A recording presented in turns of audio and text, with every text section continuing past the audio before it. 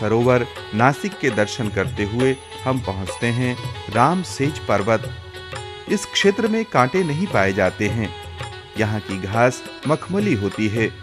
माना जाता है श्री राम ने यहाँ विश्राम किया था। नासिक से 28 किलोमीटर दूर पश्चिम दिशा में स्थित त्र्यंबकेश्वर में गोदावरी नदी का उद्गम स्थल है।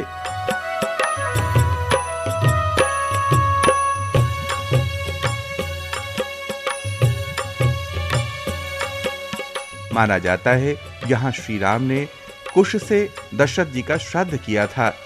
लोक मान्यता के अनुसार गोदावरी के उद्गम स्थल गोमुख से कुछ आगे चलकर मां गोदावरी लुप्त हो गई थीं।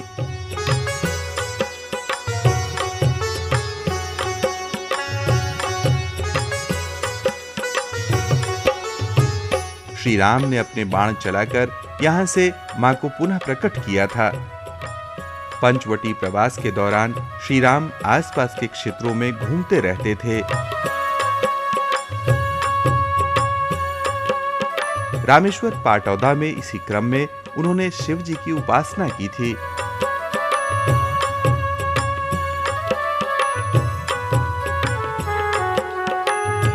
अब हम दर्शन कर रहे हैं काय गांव स्थित रामेश्वर मंदिर के।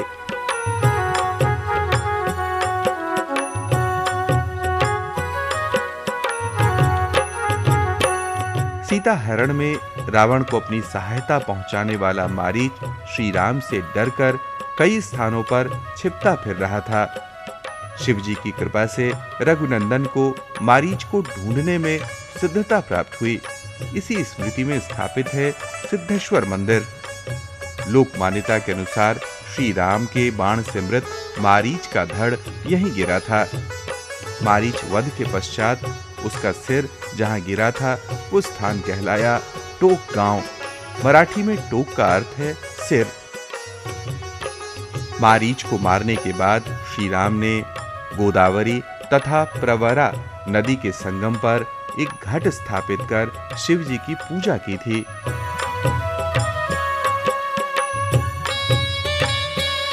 श्री राम ने यहाँ मारीच को मुक्ति प्रदान की थी। मृगव्याधेश्वर, बाणेश्वर,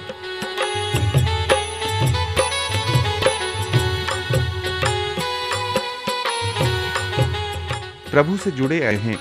आसपास के क्षेत्रों में इस नाम के अनेक स्थान हमें मिलते हैं। हम सभी जानते हैं जब रावण सीता जी का हरण करके जा रहा था तो मां की करुण पुकार सुनकर पक्षीराज जटायु ने रावण को ललकारा था।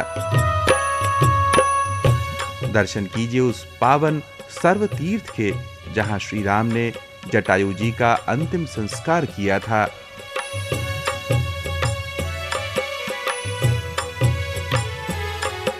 माया नगरी मुंबई के आसपास के दायरे में स्थित है वालुकेश्वर और रामदरिया तीर्थ। ये भी प्रभु श्री राम से जुड़े हुए हैं।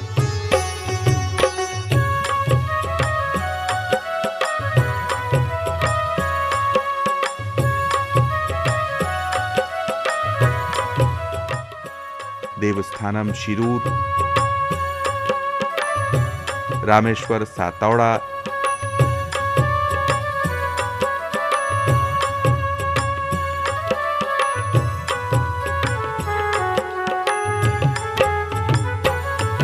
रामकुंड भूम पहुंचते हैं। यहां से बढ़कर हम आते हैं कुंथलगिरी।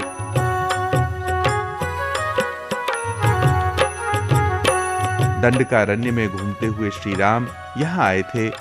उन्होंने जैन मुनि देशभूषण जी और कुलभूषण जी की एक राक्षस से रक्षा की थी।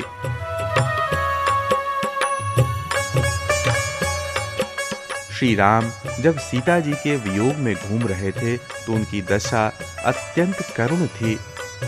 उनकी दीनहीन दशा देखकर मां भवानी को उनके ईश्वर होने पर संदेह हुआ। मां ने श्री राम की परीक्षा ली, मगर श्री राम तो पार ब्रह्म परमेश्वर हैं, दीन दयालु हैं। उन्होंने मां को पहचान लिया। इस क्रम में जो लीला हुई उसकी स्मृति में स्थापित हैं एरमला में येडेश्वरी,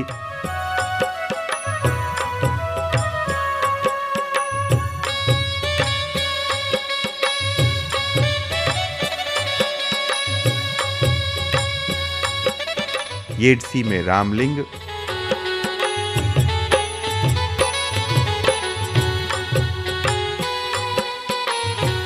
मंदिर का नाम श्री राम वरदायिनी तथा तुलजा भवानी मंदिर है।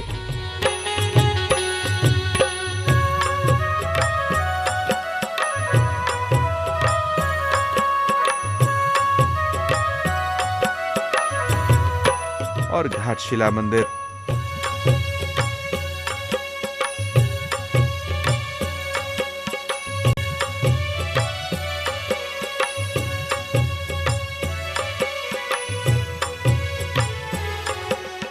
हमारे पास इन सभी स्थलों से जुड़ी कथाएं और तीर्थों के बारे में पूरी जानकारी उपलब्ध है। आपकी अभिरुचि हो तो अवश्य संपर्क करें। अब दर्शन कीजिए नलदुर्ग स्थित राम तीर्थ के।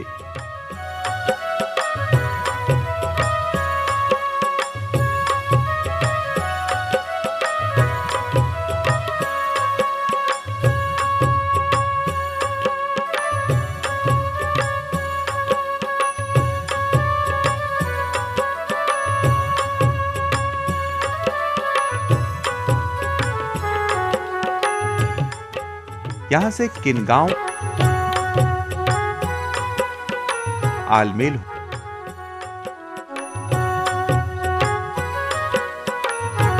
माना जाता है कि श्री राम की भक्ति से प्रसन्न होकर भगवान शिव परिवार सहित उनसे मिले थे।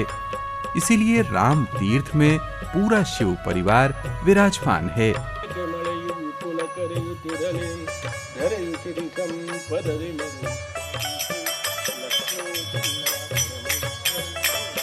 आलमेल होते हुए हम पहुंचते हैं जमखंडी तीर्थ।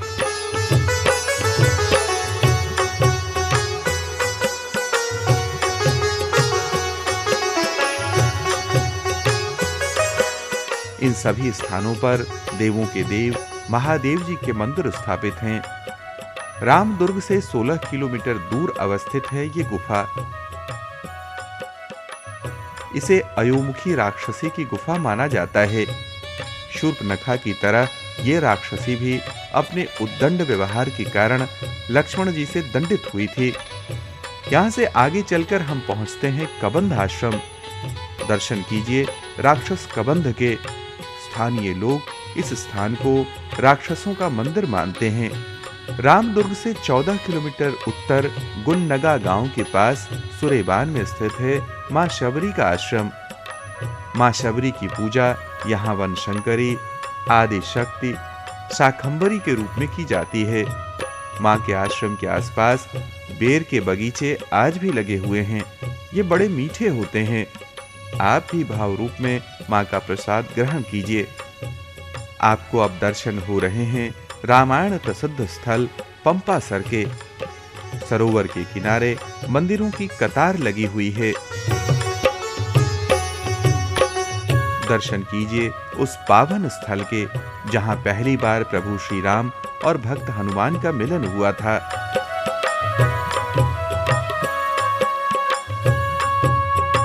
पास ही पर्वत पर मां अंजना की गुफा मानी जाती है।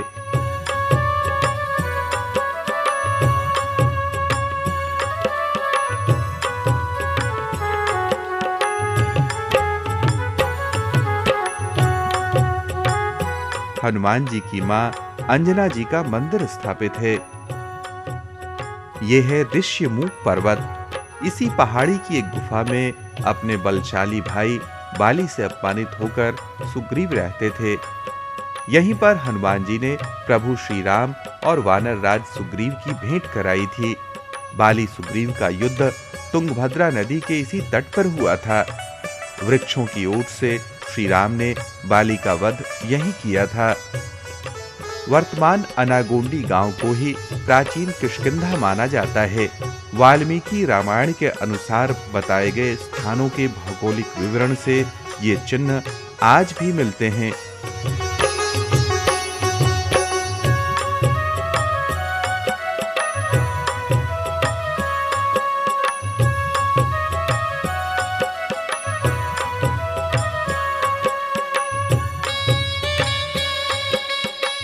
हम्पी से 4 किलोमीटर दूर माल्यवंत पर्वत की चोटी प्रस्रवण चोटी के नाम से जानी जाती है। वर्षा काल के 4 महीने प्रभु ने यहीं बिताए थे। राम कचहरी के नाम से प्रसिद्ध इसी शिला पर हनुमान जी ने मां सीता की खोज की सूचना श्री राम को दी थी। अब श्री राम सेना सहित लंका की ओर प्रस्थान करते हैं। वनों पर्वतों को लांघती हुई वानर सेना तेजी से लंका अभियान पर निकल पड़ी। श्री राम से जुड़े स्थलों की यात्रा के क्रम में अब दर्शन कीजिए कर सिद्धेश्वर मंदिर के।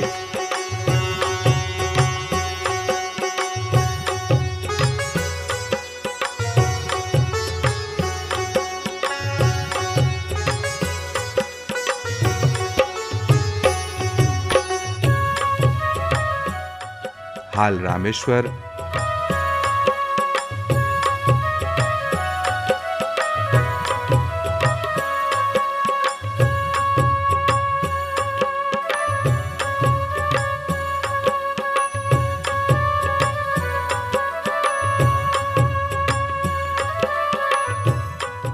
गुड़द नेल्ली केरे तीर्थ के दर्शन करते हुए हम पहुंचते हैं बाणावर स्थित बाणेश्वर मंदिर।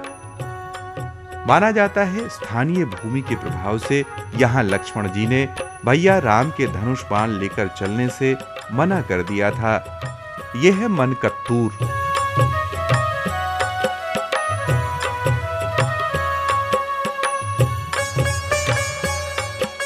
माना जाता है यहाँ की भूमि के प्रभाव से लक्ष्मण जी का मन राम की भक्ति से हट गया था। बाद में भगवान शिव ने लखन जी को समझाया था।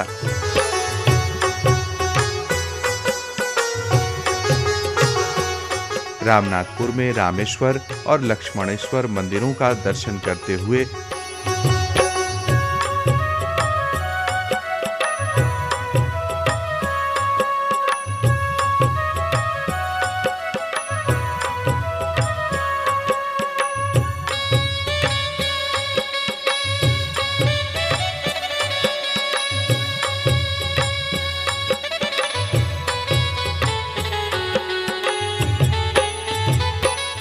हम पहुंचते हैं चुनचुन कट्टे। यहां श्री राम ने चुनचा और चुनची नामक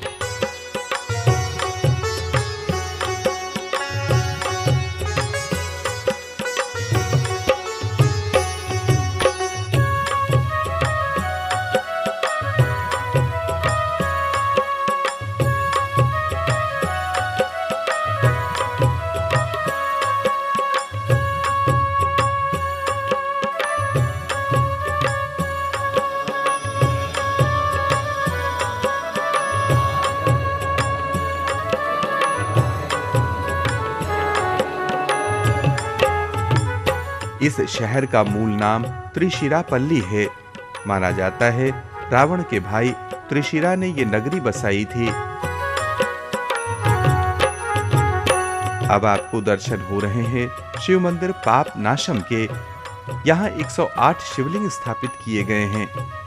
खर दूषण तथा त्रिशिरा की ब्रह्म हत्या से मुक्ति पाने के लिए श्री राम ने यहाँ शिव जी की पूजा की थी। वडबूर में स्थापित है कोदंड राम मंदिर। कावेरी के किनारे किनारे चलते हुए श्री राम यहाँ भी आए थे। यहाँ के ऋषियों ने प्रभु को यहीं रह जाने के लिए कहा था।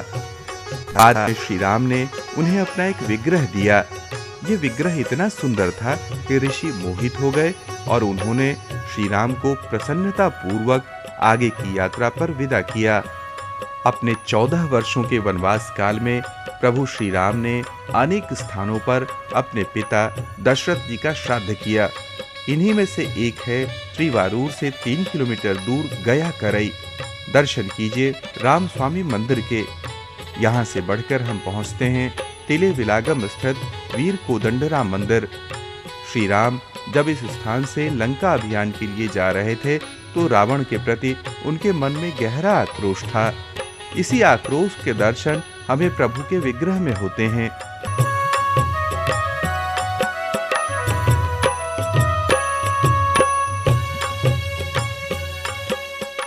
अब श्री राम सेना सहित समुद्र के किनारे पहुंचते हैं।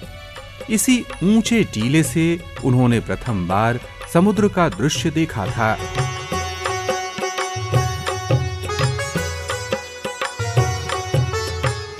अब आप दर्शन कर रहे हैं मिमिसाइल में स्थापित कल्याण राम मंदिर के।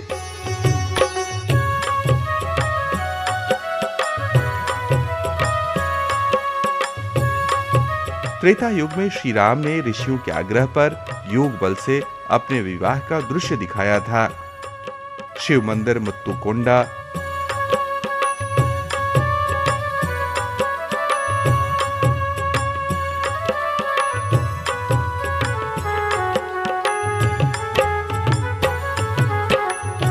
तीर्थांडधानम के दर्शन करते हुए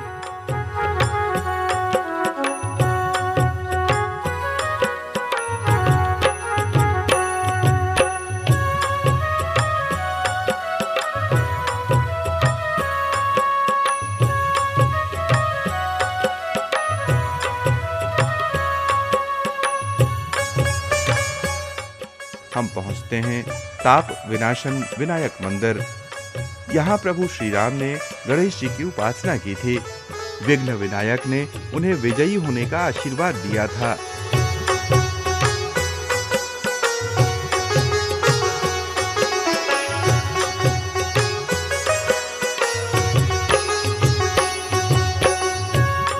नवग्रहों को अपने अनुकूल बनाने के लिए श्री राम ने देवी पट्टनम में विशेष पूजा अर्चना की थी। इस पूजन के बाद शनि देव ने उन्हें आशीर्वाद दिया था। अब आप पहुंच गए हैं उस पावन तीर्थ पर जहां प्रभु श्री राम समुद्र देव से मार्ग मांगने के लिए 3 दिन तक तपस्यारत रहे थे। इसे आदि रामेश्वर माना जाता है।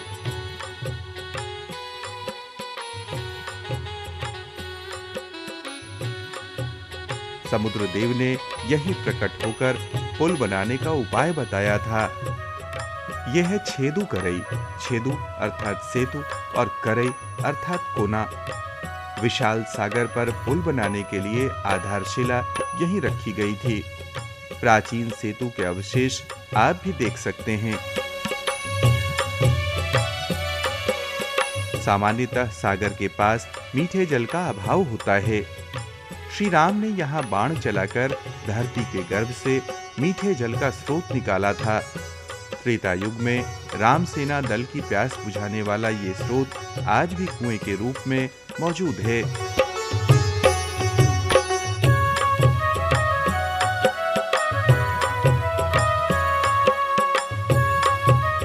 आप दर्शन कीजिए उस प्राचीन मंदिर के, जहां लंका नरेश रावण के भाई विभीषण जी श्री राम की शरण में आए थे। यहीं श्री राम के आदेश पर लक्ष्मण जी ने उनका राज्याभिषेक किया था।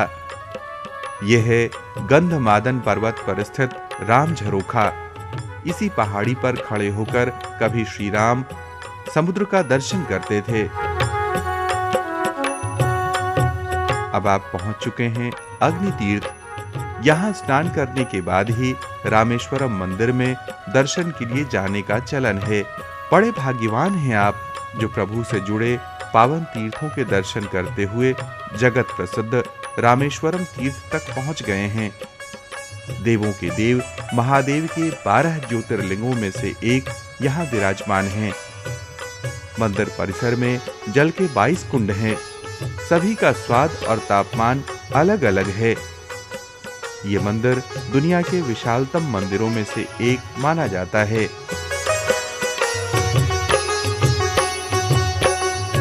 रामेश्वरम मंदिर से आगे चलकर धनुषकोटि के मार्ग में जटा तीर्थ है। यहाँ श्री राम ने युद्ध से पहले अपनी जटाओं को धोकर फिर से संवारा था। लंका अभियान से पहले श्री राम ने युद्ध नीति पर एकांत में देर तक विचार किया था। इसी याद में बना है एकांत राम मंदिर। यहाँ से सेतु पार कर वानर सेना लंका पहुँचती है। लंका में रावण का परिवार, मित्रों तथा सेना सहित संहार होता है। हम लंका नहीं जा रहे, क्योंकि हमारे विचार से श्रीलंका तत्कालीन सिंघल द्वीप है, न कि रावण की लंका। रावण की लंका संभवतः समुद्र में डूब गई है। जब लंका मिल जाएगी तब हम वहां भी चलेंगे। लंका विजय के बाद सागर पर बने सेतु को राम जी ने धनुष की नोक से यही तोड़ा था। ये तीर्थ धनुषकोटि के नाम से प्रसिद्ध है। लंका से श्री राम पुष्पक विमान से अयोध्या जी के लिए प्रस्थान करते हैं। मां सीता के आग्रह पर विमान किष्किंधा में चक्र तीर्थ पर उतारा जाता है। यहाँ प्रमुख वानर पत्नियां विमान में सवार होती हैं। वहां से श्री राम पुष्पक विमान से प्रयागराज में भरद्वाज आश्रम आते हैं। अब प्रयागराज से अयोध्या जी की ओर विमान उड़ान भरता है। अब आप आ गए हैं नंदीग्राम। यहीं पर भरत जी श्री राम के आने की प्रतीक्षा कर रहे थे। यहीं पर हनुमान जी और भरत जी की भेंट हुई थी।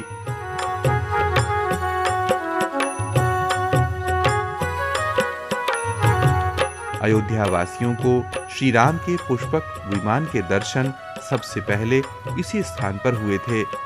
आज ये भादरशा के नाम से प्रसिद्ध है। प्रणाम करें इस पावन भूमि को, जहां श्री राम व भरत जी का भावुक मिलन हुआ था। श्री राम कृपा से यहाँ ये दो पेड़ शाखा रूपी हाथों से परस्पर लिपटे हुए हमें श्री राम भरत के मिलन का स्मरण कराते हैं। दूर दूर से श्रद्धालु इनके दर्शन के लिए आते रहते हैं।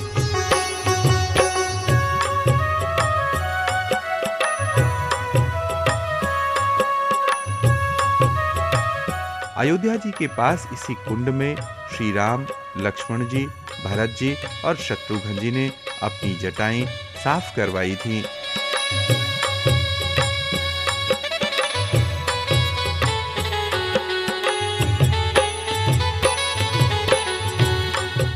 रावण वध के कारण श्री राम तथा मां सीता पर ब्रह्म हत्या का दोष लगा था। इसीलिए वशिष्ठ जी के परामर्श से यज्ञ व स्वर्ण दान कर मां सीता जी को ब्रह्म हत्या से मुक्ति मिली थी। ये स्थान सीता कुंड के नाम से आज विख्यात है। गोमती के किनारे श्री राम ने पूरे परिवार के साथ बहुत विशाल यज्ञ कर ब्रह्म हत्या विमोचन किया था। आज भी इसका नाम धो पाप कुंड है। उसी की स्मृति में यहाँ श्री राम जानकी मंदिर का निर्माण हुआ।